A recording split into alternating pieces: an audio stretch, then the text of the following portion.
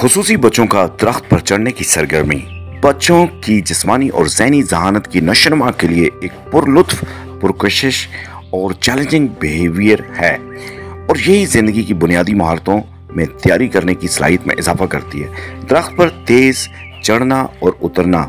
इसके लिए बच्चों को बेखौफ उंगलियों की पकड़, मजबूत हाथ, मजबूत कंधे और पाँव का दुरुस्त जगह पे रखना, चीड़ के मुश्किल दरख्त पर तेज़ी से और जिस्मानी लचक, तवाज़न और बैलेंस को बरकरार रखते हुए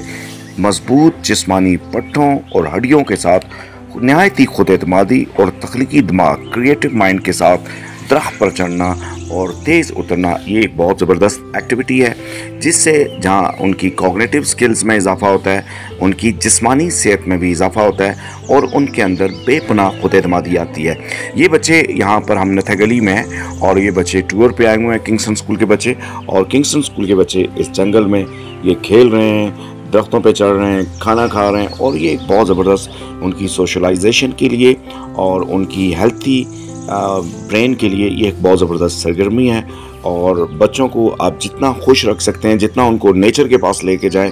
इतना ही इनके अंदर उनके बिहेवियर में, उनकी ज़हनी सलाहियतों में, जज्बाती सलाहियतों में इजाफा होता है। जज़ाकल्लाह।